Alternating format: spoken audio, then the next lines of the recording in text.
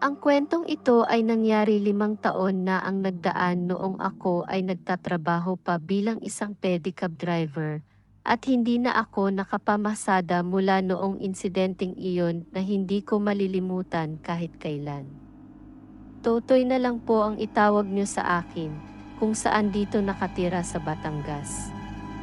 Noong gabing iyon, naaalala ko pa ang bilog na buwan na may kakaibang kulay at malamig ang panahon bandang 2:00 ng madaling araw. Pagod na ako noon kaya't gusto ko nang umuwi noong oras na iyon, nang biglang pumara ang isang lalaki sa harapan ko na may suot na formal na bihis at agad na sumakay sa pedicab ko. Wala namang ibang tao sa paligid at medyo madilim kaya nagulat ako nang bigla na lang lumitaw itong lalaki. Nagulat ako at nanigas ang dibdib ko dahil suot niya ang malapad niyang sombrero at bahagyang kita ang mukha niya sa dilim. Ang mukha niya ay labis na malalim at nakalubog din ang kanyang mga pisngi. Tinanong ko siya kung saan siya pupunta at sumagot siya ng kakaiba. Sa isang lugar na lubos na ayaw mo, ang sabi pa niya. Medyo garalgal ang sabog niyang boses kung saan inakala ko na siya ay nagbibiro ngunit sinubukan kong magtanong ulit ng mahinahon at tinanong kong muli kung saan niya gustong magpahatid at sinabing dalhin ko siya doon ng mabilis. Sinabi ko na ako ay nagmamadali ng umuwi para makita ang aking asawa ngunit biglang tumawa siya ng malakas at inakala ko pa ay baliw siya. Iniisip ko na ibaba na lang siya subalit bigla siyang nagsalita.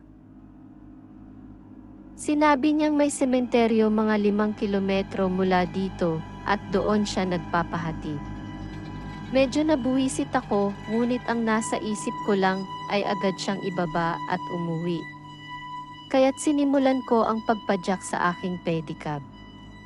Nanginginig ako at nais kong maging magaan ang pakiramdam kaya't ako ay nagtanong kung ano ang kanyang trabaho. At ang sabi niya, siya ay isang mensahero sa kanyang garalgal na boses na animo tinatangay ng hangin. Tinanong ko kung ano ang pangalan ng kumpanya pero hindi siya sumagot, kaya't inulit ko ang tanong sa kanya.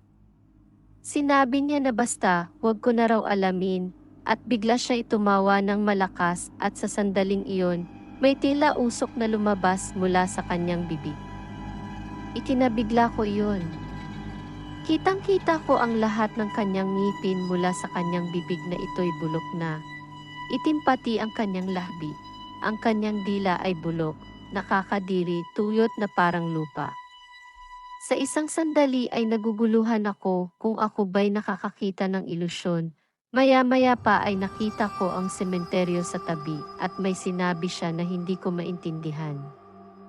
Bigla-bigla siyang nagpaalam habang kumakanta siya ng isang hindi ko kilalang awitin at itinaas niya ang kanyang mga manggas na nagpapakita ng kanyang mga mabuto at agnas na braso.